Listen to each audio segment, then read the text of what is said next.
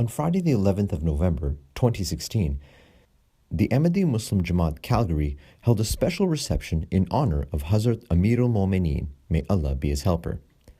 The highlight of this event was the keynote address delivered by Hazrat Khalifatul Masih V, may Allah be his helper. Prior to the event, some dignitaries had the opportunity of meeting Hazur, may Allah be his helper. So we understand it's been a very exciting trip for you, and you've been very well received across the country, and your message resonates very much with Canadian society. That you know better.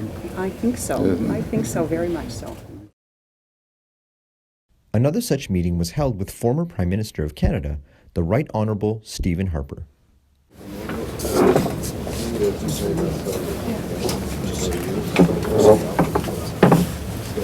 Well, I remember you, Alan, because we admire so much your work and the contribution of the community to our society. It really is tremendous. So now you're involved in your business. I am. I'm involved in global consulting. Really, it's principally helping Canadian business who are going to other markets, helping them with the various pitfalls and challenges of that. Carriers came to Calgary. It was, you were traveling to Japan at that time, I think, right, for your G8 conference. Right. So that I really appreciate that you took time to come here. Well, I really appreciate the opportunity to see you again and chat.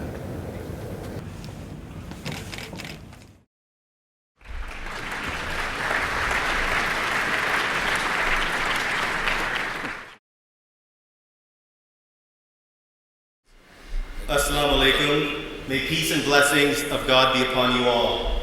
Beloved Hazur, with your permission, we will begin our program with the recitation from the Holy Quran by Abdul Hakim al-Khudri, followed by the English translation by Asad Masfour Anjum.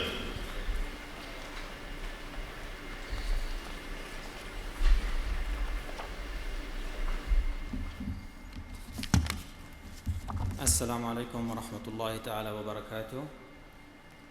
Babies, may peace and blessing of Allah be upon you all.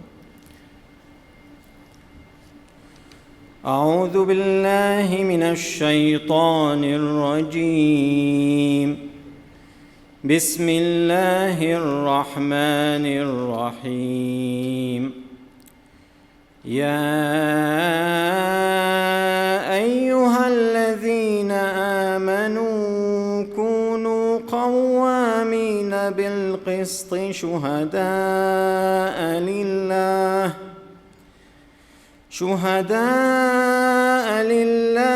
ولو على أنفسكم أو الوالدين والأقربين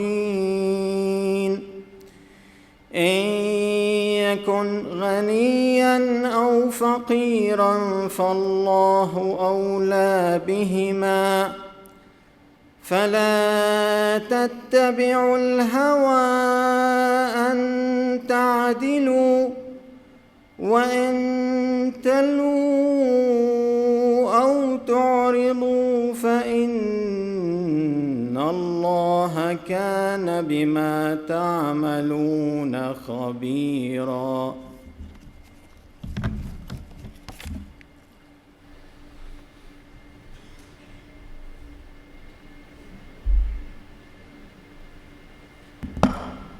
Assalamu alaikum wa rahmatullahi wa barakatuhu. May the peace and blessings of Allah be upon you all. I shall now present the English translation of the verse just recited from chapter 4, An-Nisa, verse 136. I seek refuge with Allah from Satan, the rejected, in the name of Allah, the gracious, the merciful. O ye who believe, be strict in observing justice, and be witnesses for Allah, even though it be against yourselves or against parents and kindred. Whether he be rich or poor, Allah is more regardful of them both than you are. Therefore, follow not low desires, so that you may be able to act equitably. And if you conceal the truth, or evade it, then remember that Allah is well aware of what you do. Jazakallah.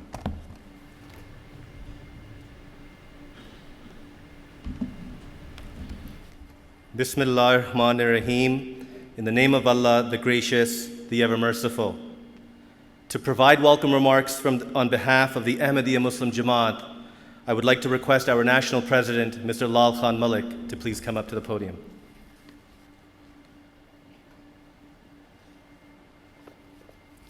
Bismillahir Rahmanir Rahim. In the name of Allah, the Gracious, the Merciful. Beloved Huzur, Your Holiness Hazrat Mirza Masroor Ahmad, may Allah be your helper, world head of the Ahmadiyya Muslim Jamaat. Your Worship Nahid Nanshi, Mayor of the City of Calgary, Right Honorable Stephen Harper, Honorable Irfan Sabir, Minister of Human Resources, Alberta, Mr. Darshan Kang, Member of Parliament, Dr. Elizabeth Cannon, President and Vice Chancellor, University of Calgary, Mr. Deepak O'Brien, Member of Parliament, and Honorable Jason Kenney. Assalamu alaikum wa rahmatullahi wa barakatuh. Peace and blessings of Allah be upon all of you. We are delighted and honored to have you all here today at the Calgary Peace Symposium. The Ahmadiyya Muslim Jamaat has been a very active part of the Calgary community. We have put on a large number of events so far this year in Calgary, including interfaith conferences, educational events, open houses, Quran exhibitions, food drives, including feeding the hungry, and 50,000 meals, blood drives, and many others. This evening's event is particularly unique as we have the pleasure of having the world head of the Ahmadiyya Muslim Jamaat, the Caliph, His Holiness Hazrat Mirza Masroor Ahmad, present here with us. His Holiness is the world's most prominent Muslim leader, promoting peace and interreligious harmony. He has delivered keynote addresses at renowned global venues and seats of power such as the European Parliament, Capitol Hill, UK House of Parliament, and most recently, Parliament Hill here in Canada. His Holiness is a champion of peace and leads a global campaign to promote the true teachings of Islam, teachings of peace and harmony. Again, on behalf of the Ahmadiyya Muslim Jamaat, we thank all of our guests for joining us this evening. Thank you very much.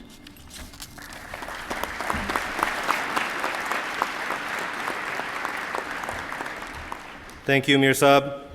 As was mentioned by our national president, we have some special guests that have joined us today in this auspicious reception in honor of His Holiness's visit to Calgary. Again, a special thank you to all of our friends that are here with us today. Our first guest speaker represents this wonderful city of Calgary and the home to Canada's largest mosque, the Ahmadiyya Beit Nur Masjid. Please welcome the Mayor of Calgary, His Worship Nahid Nenshi.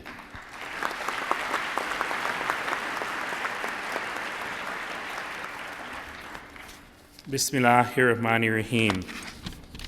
Your Holiness, you bless us with your presence here today. Thank you for being here. Thank you for your leadership of this extraordinary community here in Calgary, in Canada, and around the world. The Ahmadiyya Muslim community has been in Canada now for 50 years. And it is a day to give thanks for all that that community does, because this community, perhaps more than many others, if not any other, Hazur understands that fight against intolerance and small-mindedness is a fight for all of us. This community understands that building community together every single day ultimately enriches every single one of us. We're deeply proud, Hazur, that you have chosen to have the largest mosque in Canada right here in Calgary, in this neighborhood, my neighborhood where I live, by the way. The Beit Nur Mosque shines on our horizon every day to remind us of that beautiful slogan, love for all, hatred for none. Today, again, is a day of thanksgiving, and I, for one, give great thanks. I am grateful to be able to live in a community of which the Ahmadi Muslim community is such a big part. Thank you so much, Your Holiness, for being here with us.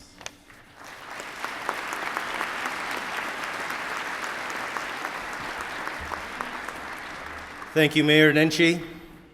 In 2008, our next guest speaker, alongside His Holiness, inaugurated the Beit An-Nur Mosque. This was the first time that a sitting Prime Minister had participated in such an event. He also attended the annual Ahmadiya Jalsa Salana and a fundraising dinner for Humanity First. Please welcome the first person to title His Holiness as a courageous champion of religious freedom and peace, the Right Honorable Stephen Harper.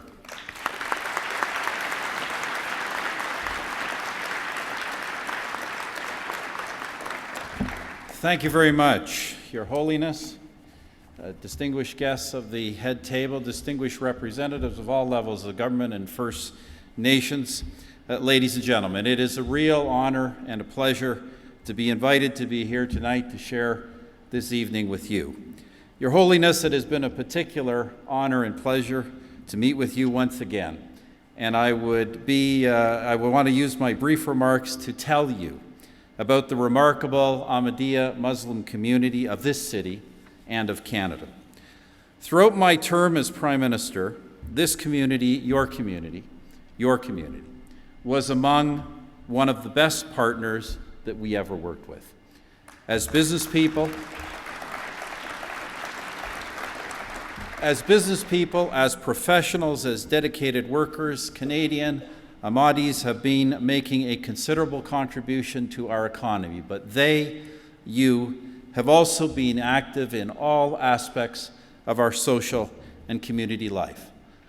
The Ahmadiyya Muslim community, through Humanity First Canada and other activities, have been large and consistent contributors of both dollars and manpower to charitable causes, raising matching funds for disaster relief, for example, in our Canadian efforts in Haiti after the earthquake some years ago, for the floods in Pakistan after that, for typhoon relief in the Philippines, and for the mission to fight Ebola in West Africa, and of course for the cause of child and maternal health throughout the world. Today it is particularly important to note how this community raises money for our veterans and honors them through the community's annual Muslims for Remembrance Day campaign.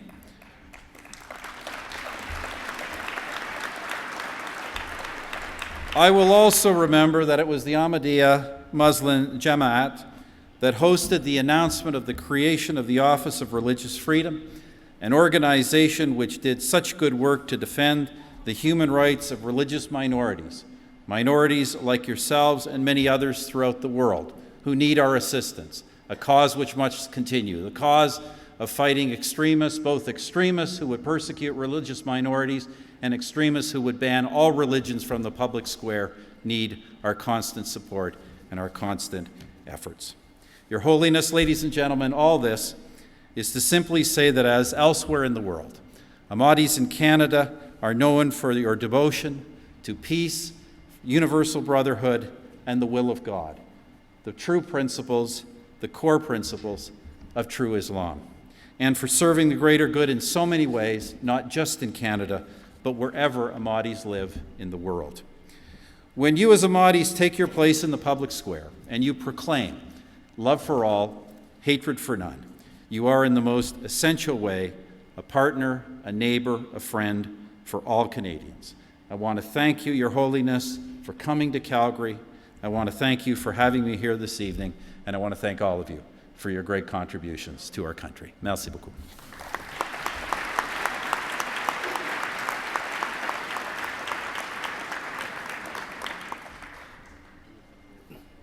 Thank you.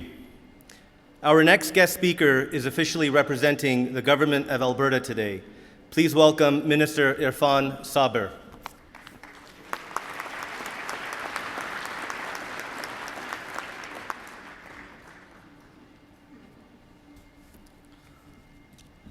Thank you, His Holiness, platform guests, colleagues from Alberta Legislature, and representatives from all levels of government, ladies and gentlemen, Assalamu alaikum, good evening.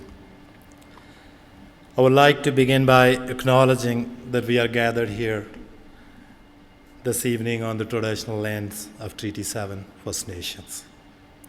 and I am pleased to be here on behalf of Premier Rachel Notley and my colleagues in the government of Alberta. And it's my pleasure to celebrate the 50th anniversary of Ahmadiyya Muslim Jamaat of Canada with you tonight.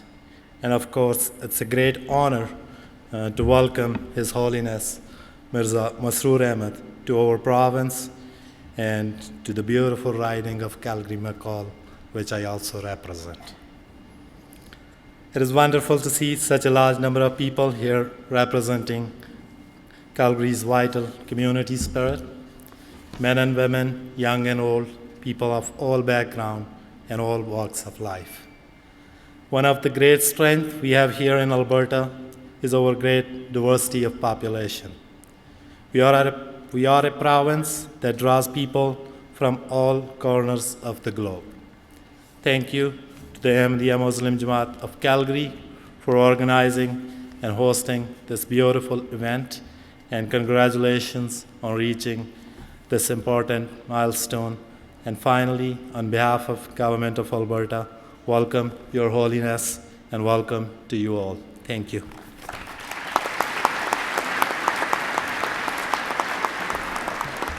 Thank you, Minister. Before our last guest speaker, I just wanted to say a special thank you to approximately the 100 dignitaries that we have here with us today. We have mayors, former mayors, councillors, former councillors, members of parliament, members of legislative assembly, police chiefs, fire chiefs, leaders of the Aboriginal community, lawyers, professors, academics, deans. So thank you kindly for everybody that is here today. Our last guest speaker is a longtime friend of the community in Canada and specifically to the Ahmadiyya membership here in Calgary. Please welcome Member of Federal Parliament, Mr. Darshan Kung.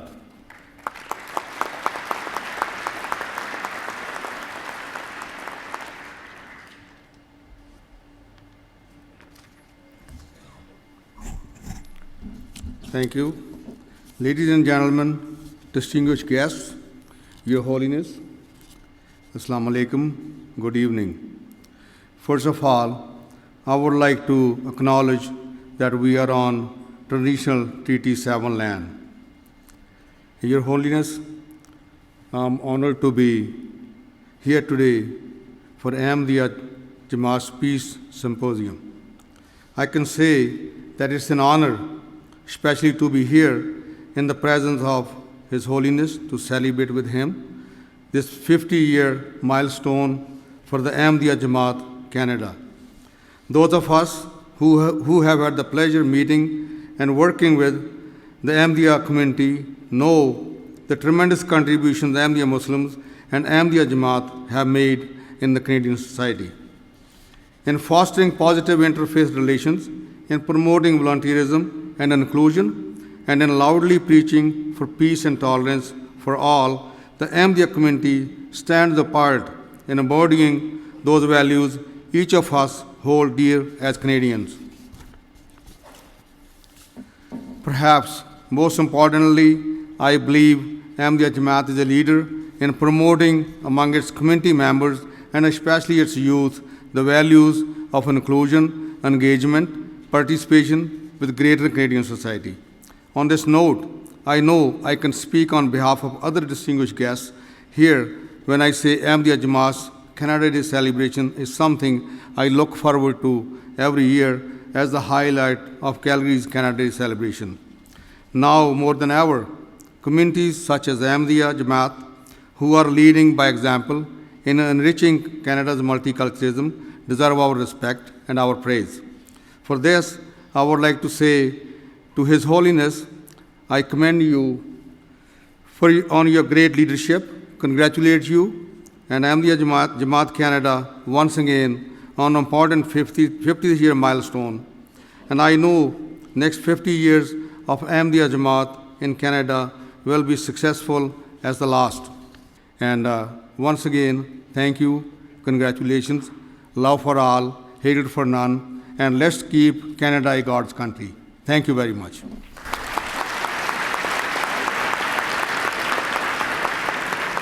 Thank you, Darshan. It is a delight to be able to introduce the reason for all of us being here today in this beautiful city of Calgary. His Holiness Hazrat Mirza Masroor Ahmed is on a tour of Canada and has visited several Canadian cities to spread the true, peaceful teachings of Islam. He has delivered several keynote addresses and met numerous prominent Canadian figures, including Prime Minister Justin Trudeau. In October, His Holiness delivered a keynote address at the National Peace Symposium in Toronto. We are honored to now have His Holiness join us here today at the Calgary Peace Symposium. His Holiness is heralded throughout the world as a champion of peace. His Holiness has always advocated for peace and justice in the world, the true and peaceful teachings of Islam. He continually promotes interfaith dialogue and cross-community cohesion. His Holiness reminds us about being dutiful to God and to our fellow human beings as a means to peace, love, and respect. Speaking at the National Peace Symposium held in Toronto just a few weeks ago, His Holiness said, "Nations must be fair in their dealings and should not be governed by narrow self-interest, but rather by what is right, what is just, and what is in the interest of the world at large." Hazur, your visit to Canada has had a profound effect on me, and I will cherish these days forever. On behalf of all Ahmadis in Canada, Jazakallah for the precious time you have given us. Ladies and gentlemen, it is with extreme humility and honor that Allah has again given me the opportunity to introduce to you Hazrat Mirza Masroor Ahmed, Khalifatul Masih V, and the worldwide head of the Ahmadiyya Muslim Jamaat.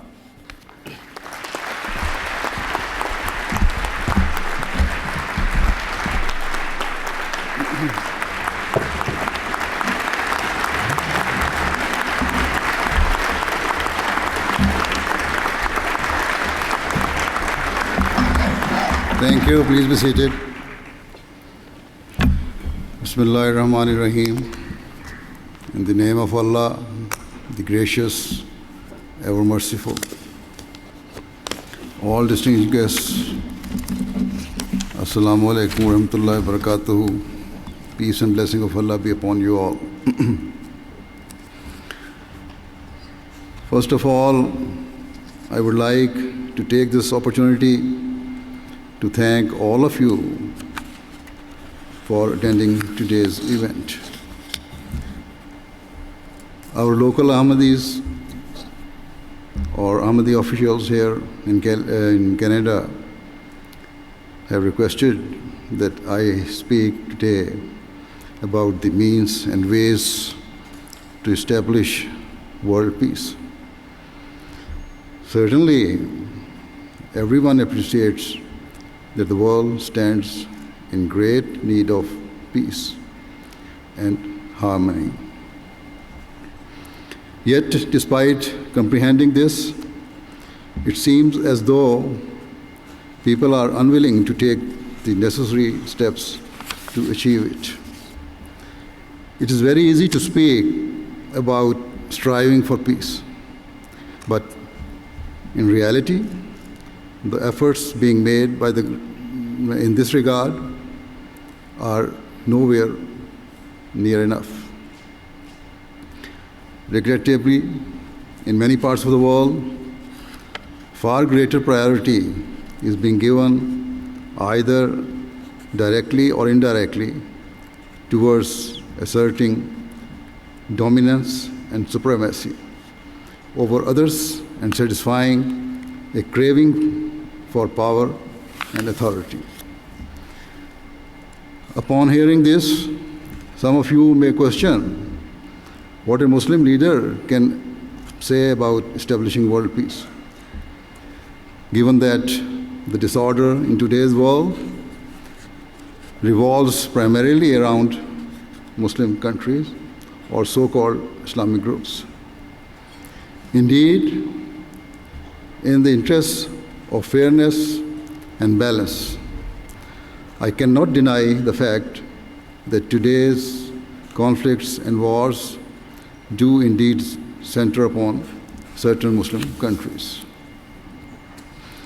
Undoubtedly, the evil acts of certain so-called Islamic groups has caused for fear and panic to spread in the non-Muslim world. People in the West are becoming increasingly frightened of Islam and consider it to be a threat to their civilization and way of life. Consequently, I understand if some of you consider it a strange paradox that a Muslim leader is here to talk about developing world peace. However, before casting judgment, it is essential that people are familiar with Islam's true teachings. No one should assume that the acts of extremists or terrorists are in accordance with Islam. The Islam that I know and practice is based upon the teachings of the Holy Quran, the most sacred and holy book for all Muslims, and upon the life and teachings of the founder of Islam, the Holy Prophet Muhammad, peace and blessing of Allah be upon him. Therefore, in the time available, it is these original Islamic teachings that I will present so that you can make an informed judgment about whether Islam does promote violence and deviance, or whether it is a religion that fosters tolerance and mutual respect throughout society. First of all, I will mention a golden principle for establishing peace that is enshrined in chapter 16, verse 91 of the Holy Quran, where Allah the Almighty says, "Verily, Allah enjoins justice and the doing of good to others, and giving like kindred." Hence, the Quran does not only call upon Muslims to be fair and just, but rather has established a far higher standard of treating others. Where Allah the Almighty says, "giving like kindred," He requires a believer to favor others and so always desire the very best for them. It requires Muslims to treat all other people like their close family members. It obliges that they strive to love others without any desire for reward, just as a mother selflessly loves her child. Furthermore, the Quran does not say that a Muslim should treat only their fellow Muslims in this way. Rather, it says that they should love others, and this includes Muslims and non-Muslims alike. Yet, when we see the state of certain Muslim countries today, it is clear that this Islamic teaching has been completely ignored. Many Muslim governments have failed to fulfill the rights of their people, and this has led to long-term and deeply held frustration developing amongst the people. As a result, rebel and terrorist groups have formed, and all parties have been guilty of inflicting the most horrendous acts of cruelty. Previously successful nations have been torn apart and immersed in calamitous civil wars. All of this conflict and warfare is based upon the fact that the majority of Muslims have forgotten the true teachings of their religion and are failing to fulfill the rights of one another. Rather than manifesting justice and integrity, they are motivated solely by greed and a desire for power. Tragically, the end result is that peace is being eroded as restlessness entrenches itself amongst the masses. In terms of the standards of justice that Islam advocates, in chapter 4, verse 136 of the Holy Quran, Allah the Almighty says, "O ye who believe, be strict in observing justice, and be witness for Allah, even though it be against yourselves or against parents and kindred, whether he be rich or poor. Allah is more regardful of them both than you are. Therefore, then says, therefore follow not low desires, so that you may be able to act equitably. And if you conceal the truth or evade it, then remember that Allah is well aware of what you do. This verse demonstrates the fact that Islam's teachings are never cruel nor unjust. Rather, they are based upon unparalleled standards of fairness, wherein the Quran states that a person should be ready to testify against himself or his loved ones in order to uphold the truth.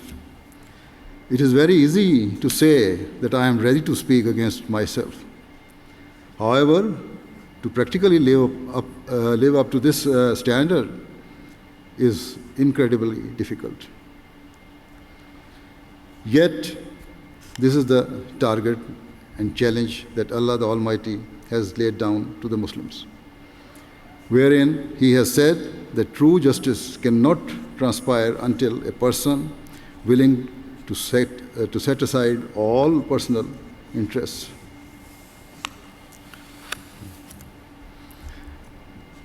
If practiced, this unique principle is the means of establishing peace not just in Muslim countries, but in every village, every town, every city, and in every nation of the world.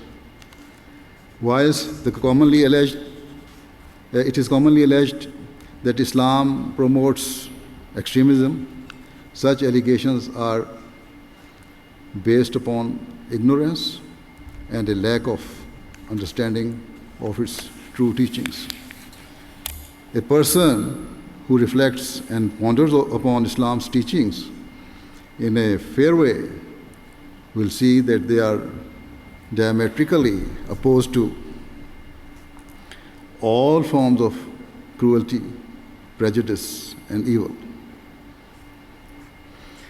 Islam lays the foundation for peace at every level of society, and this includes the relationship between nations themselves. Hence, in chapter 49, verse 10, Allah the Almighty says, "And if two parties of believers fight against each other, make peace between them.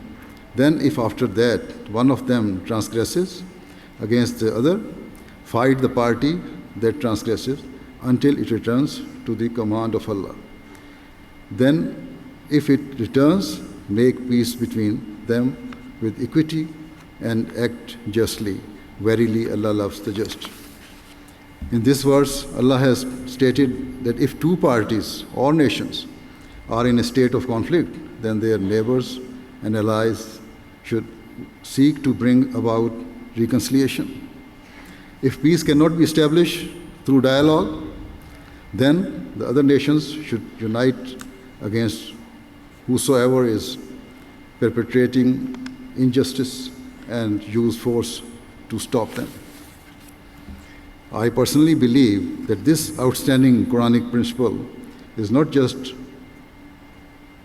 of value to Muslims, but if acted upon by the United Nations and by the major powers of the world, would prove a means of stabilizing the world and developing sustainable peace. However, neither Muslim countries nor non-Muslim countries are seeking peace along these lines. For instance, following both the First World War and the Second World War, the principle of mediation and conflict resolution was not observed, and this led to grievances between nations that have simmered away ever since. Therefore, any efforts that were made to curb the growth of opposing blocs and alliances and to unify the world proved futile and unsuccessful. This is not a secret or something new that I am saying. Rather, in recent years, a number of commentators and columnists have openly criticized organizations tasked with maintaining the world's peace and security. Primarily, the United Nations, and said that they have failed to their objectives because of an inherent lack of fairness. Furthermore, in order to establish a just society, chapter 5, verse 9 of the Holy Quran states, O ye who believe, be steadfast in cause of Allah, bearing witness in equity, and let not a people's enmity incite you to act otherwise than with justice. Be always just, that is nearer to righteousness, and fear Allah. Surely Allah is aware of what you do. This verse states that a Muslim is duty-bound to act fairly even with his greatest enemy, and that hostility or enmity must never lead a person towards seeking revenge. Upon hearing all of this, some of you may query that if these really are Islam's teachings, and if it truly is a religion of peace and justice, then how is it that the concept of warfare and jihad became associated with Muslims? To answer this question, I shall again refer to the Quran itself. History bears witness to the fact that the following his claim of prophethood, the founder of Islam, the Holy Prophet Muhammad, peace and blessing of Allah be upon him, and his early followers were subjected to 13 years of relentless cruelty and bitter persecution in the city of Mecca. Ultimately, they were forced to migrate to the city of Medina in order to seek respite. However, the non-Muslims of Mecca still did not let them live in peace, but pursued them to Medina and waged war upon them. It was then and only then that Allah the Almighty permitted the Muslims to fight back for the very first time. The permission for defensive war was given in chapter 22, verse 40 of the Holy Quran, which states, permission to fight is given to those against whom war is made, because they have been wronged, and Allah indeed has power to help them. In the subsequent verse, Allah the Almighty further clarified and elaborated this matter. Thus, chapter 22, verse 41 says, those who have been driven out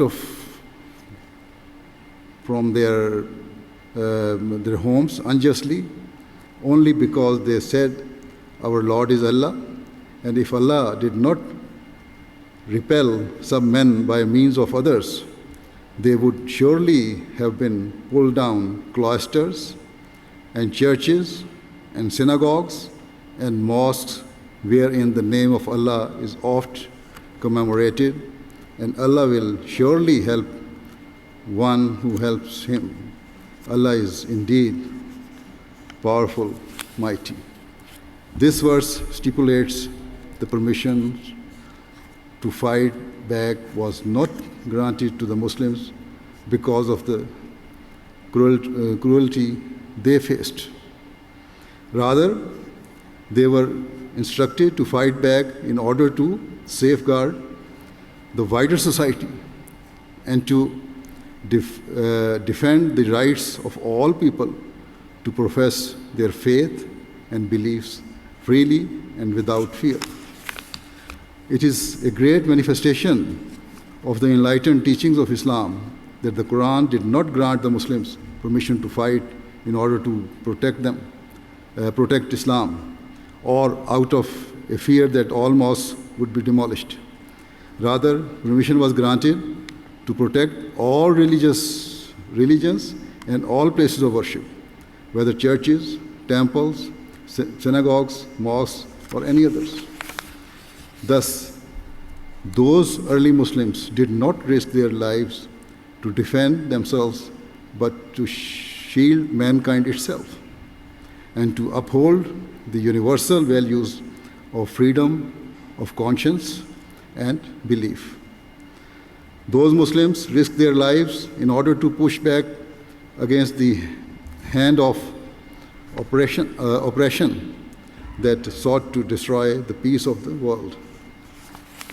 Moreover, Islamic history bears witness to the fact that where such defensive wars did take place, the Holy Prophet of Islam, peace and blessings of Allah be upon him, laid down extremely strict rules of engagement to ensure that the Muslim armies perpetrated no cruelty. He specifically instructed that churches, synagogues, temples, and all other places of worship were never to be targeted. Similarly, Muslims were not permitted to attack priests, rabbis, or any religious leaders. Nor were women, children, or the elderly ever to be harmed, and nor were crops or trees to be destroyed. It is a historical fact that Prophet of Islam, peace and blessing of Allah be upon him, his four rightly guided successors, and thereafter those Muslim rulers who followed Islam's true teachings, always honored and protected the sanctity of all places of worship and of all religions. It indeed remains obligatory upon all the Muslims to abide by such principles, because chapter 2 verse 191 of the Holy Quran states, "And fight in the cause of Allah against those who fight against you, but do not transgress. Surely Allah loves not the transgressors." This very clear and categorical instruction lays down the conditions for warfare in Islam. It requires that Muslims must never themselves wage war or take aggressive measures. Thus, those who claim that Islam permits belligerence or a violent jihad are completely misguided. Furthermore, chapter 8, verse 62 of the Holy Quran states that Muslims must be ready to grasp hold of all opportunities for peace and reconciliation, regardless of circumstances. In this verse, Allah the Almighty states, "And if they incline towards peace, incline thou also towards it, and put thy trust in Allah. Surely it is He who is all-hearing, all-knowing." This means that a Muslim should always pursue every possible pathway to peace.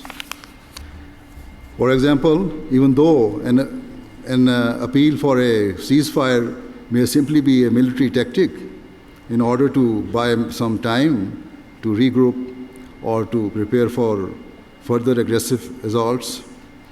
Thus, in chapter 8, verse 63 of the Holy Quran, Allah the Almighty says, "And if they intend to deceive thee, then surely Allah is sufficient for thee. He it is who has strengthened thee with His help and with the believers."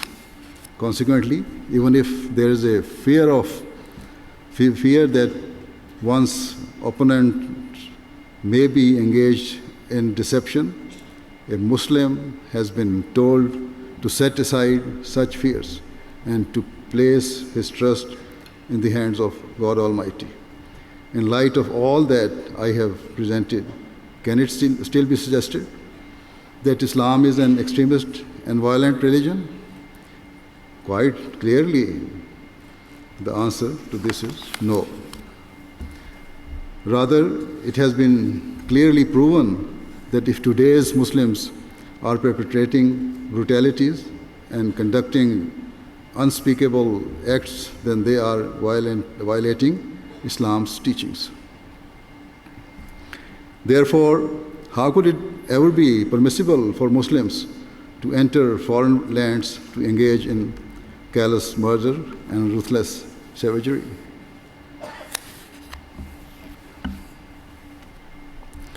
Moving forward, while some people may accept that Islam's teachings are peaceful, they may question whether such teachings were actually practiced and implemented during the time of the Holy Prophet. Peace and blessing of Allah be upon him. In this respect, you do not have to take my words for it. Rather, see what non-Muslim historians and Orientalists who carefully studied the era of the founder of Islam, peace and blessing of Allah upon him, have to say about him and his companions. For example, Stanley Poole, a British Orientalist and archaeologist who was also a professor of Arabic studies at Dublin University, wrote about the conduct of the Holy Prophet of Islam following his victorious return to his hometown of Mecca after years of persecution. Professor Stanley Poole wrote, "The day of Muhammad's, peace and blessing of Allah be upon him, greatest triumph over his enemies was also the day of his grandest victory over himself. He freely forgave the Quraysh all the years of sorrow and cruel scorn they had inflicted on him. And he gave an amnesty to the whole population of Mecca. The army followed his example and entered quietly and peaceably. No house was robbed, no woman insulted. It was thus that Muhammad entered against his native city,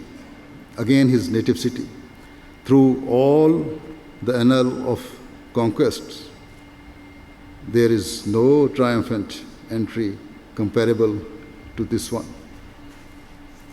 Table Talk of the Prophet Muhammad, published in London in 1882. Thus, this writer testifies to the fact that at the time of triumph, the Holy Prophet, peace be upon him, did not seek glory, and nor did he seek vengeance against those who had tormented him and his followers. Rather, his response was to grant forgiveness to each and all alike. Therefore, let me again make it categorically clear that those who conduct terrorism or extremism are directly contravening the teachings of the Holy Quran and the practice of the Holy Prophet, peace and blessing of Allah be upon him.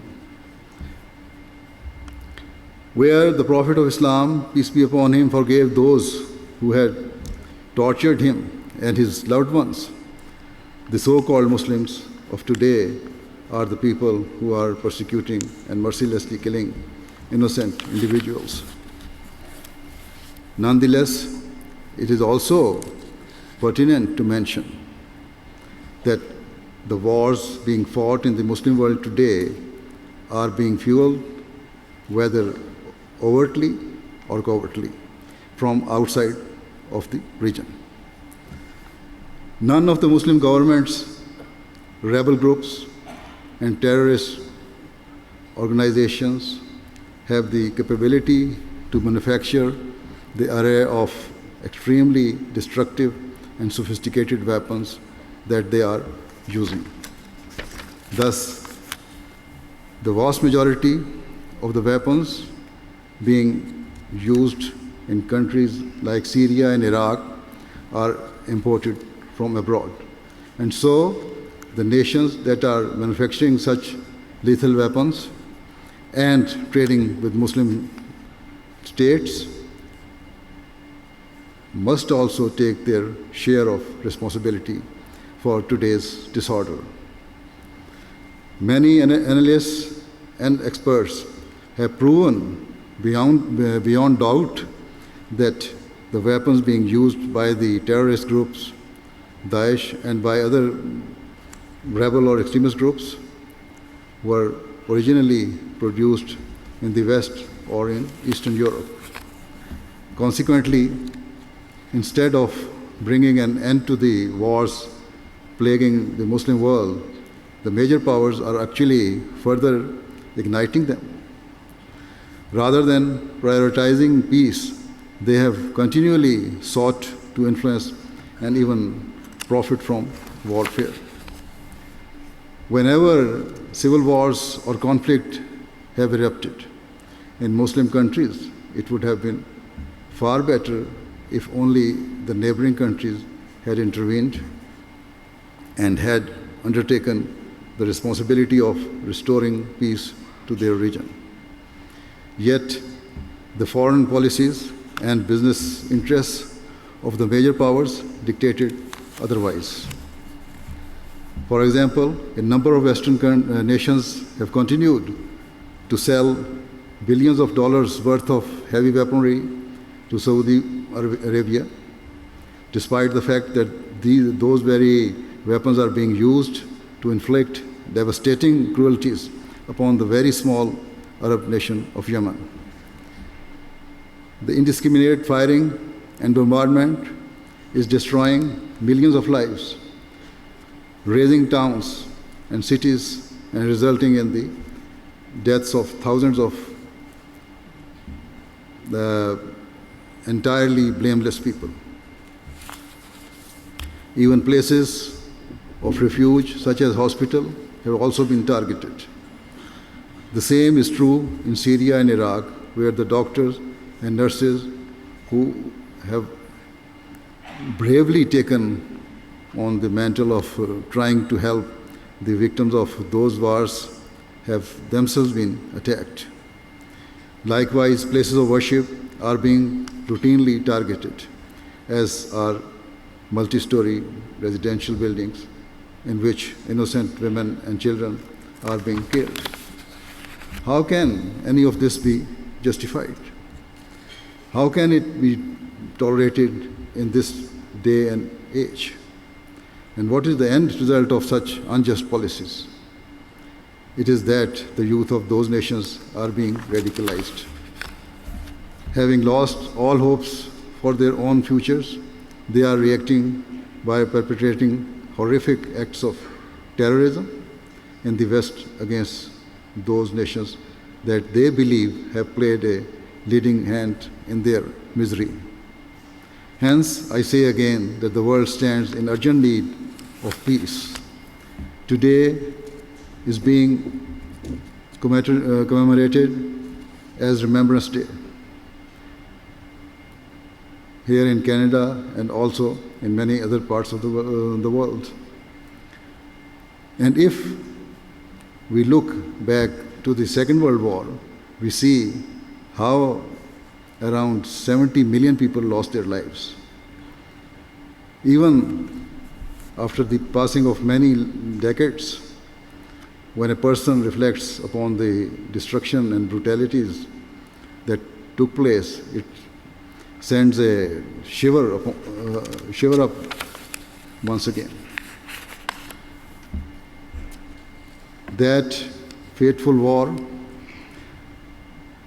taught us that modern day warfare is not aligned to religion, but is a culmination of greed and an unquenchable thirst for power. It was also a war in which the world had to contend with the use of nuclear weapons for the very first time. Writing about their use by the United States and contrasting this grave cruelty with the example of the Prophet of Islam, peace and blessing of Allah be upon him, wrote Cranston, a prominent 20th century author, wrote in 1949 in his book World Faith that Muhammad, peace be upon him, never instigated fighting and bloodshed. Every battle he fought was in rebuttal. He fought defensively in order to survive, and he fought with the weapons and in the fashion of his time. Then he says, certainly no Christian nation, when the book was written, it was in 1949, he was talking of that time, certainly no Christian nation of 140 million people who today dispatches 120,000 helpless civilians with a single bomb can look askance at a leader who at his worst killed a bare 500 or 600.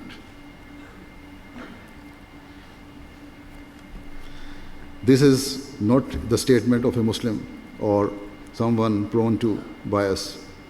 Rather, was made by a fair and respected non-Muslim author.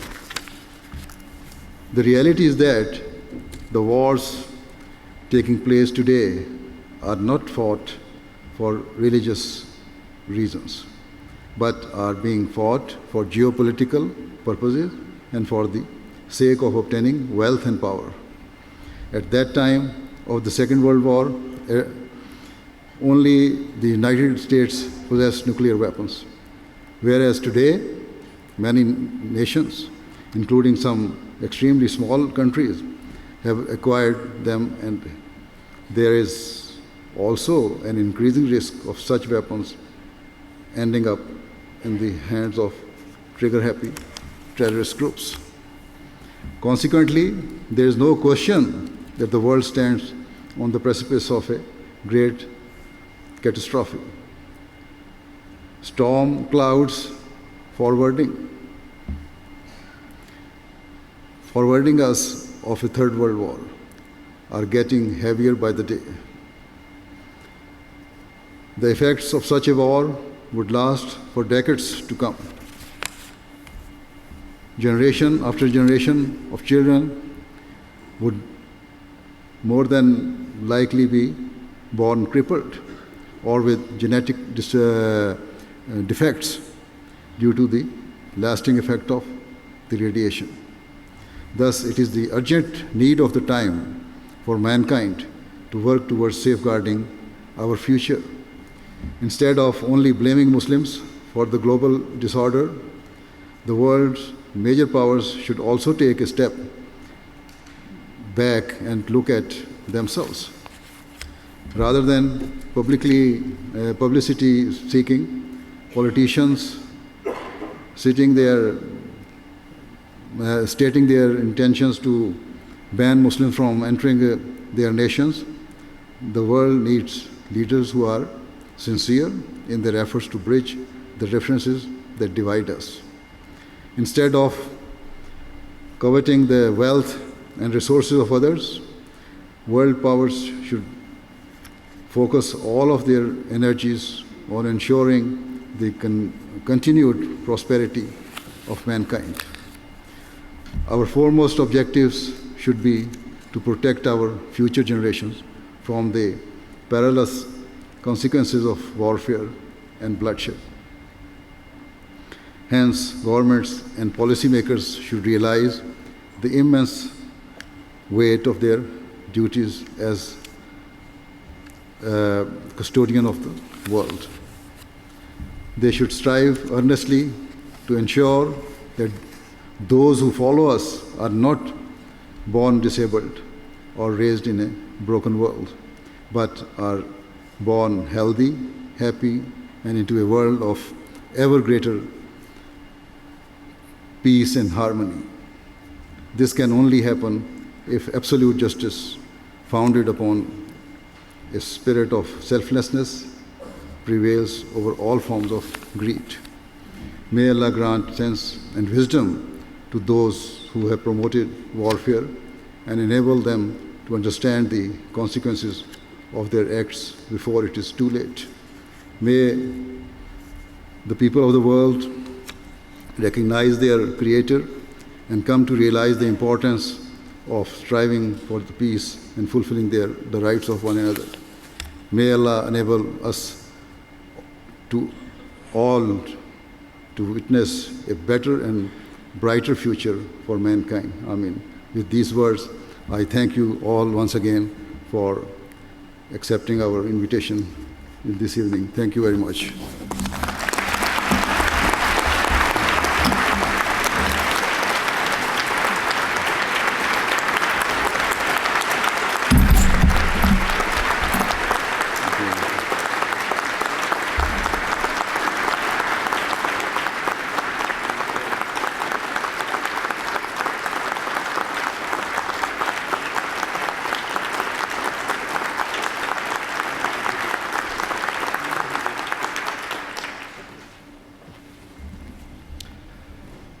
As is customary at the conclusion of the session, we would request that His Holiness lead us in a silent prayer. Silent prayers are a silent moment of reflection where one can speak to God in his or her own way. You may join us in this silent prayer. Hazur, would you graciously lead us in silent prayer? Please, silent prayer.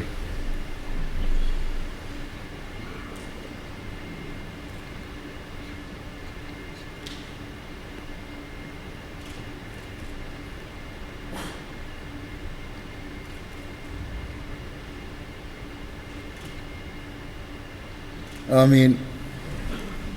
After the reception, Hazrat Amirul Momineen, may Allah be his helper, accepted the invitation of meeting a group of indigenous people who performed a small ritual before discussing various issues, including integration with the local Ahmadiyya Muslim community.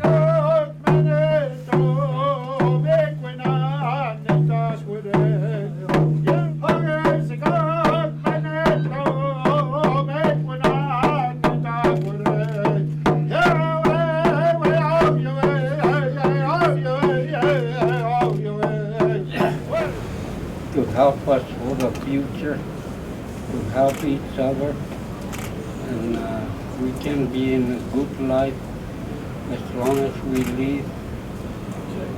God will help us. But one of the things that I think that's important about what's happening here is that our community and the Muslim faith have never talked and have never had a chance to build a bridge.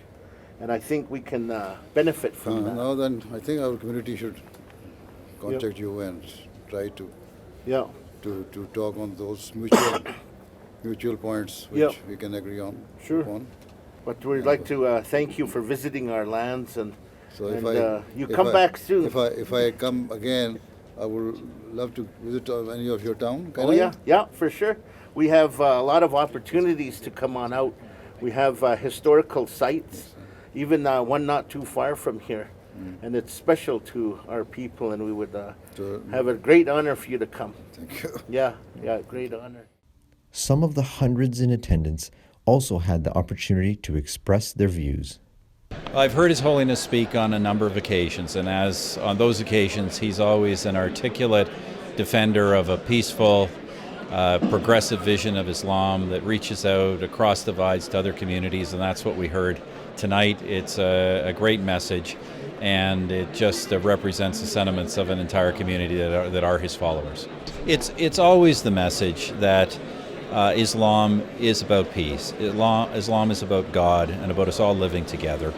He obviously tackled some of the very difficult issues in terms of global affairs, particularly in the Middle East and the region. These are difficult conflicts, but he was really able to bring a lot of thoughtfulness and education, intelligence, and I'd recommend anybody who can to listen to his remarks. Well, I feel that the message is very inspiring, and it's a great message for all of humankind. We need to understand one another better. We need more tolerance. We need more love. We need more patience with one another, and those were the messages that I received from him, and a better understanding of the Muslim faith as understood by, and the Holy Quran as understood by the Ahmadiyya community. For me, it was remarkable to hear His Holiness give what was a very brave speech and very firmly plant himself in talking about how Islam is a religion of peace and those who would perpetrate violence are not acting in accordance with the faith. And it's great to hear Muslim voices say things like that. And what certainly impressed me was the fact that he addressed what was happening on a global level in terms of Islam and extremism and fanaticism and so on. Normally you wouldn't hear that, but he took it on head on, and he made a lot of good points around that. I thought his message was tremendously important. We have many Muslim students on our campus. We have students of many faiths, and it's really important that we respect one another's beliefs, that we realize that people are free to practice their religions and to see what's best in religious practices and understand that the message around acceptance, around peace, around building bridges is really what religion is meant to do in our society.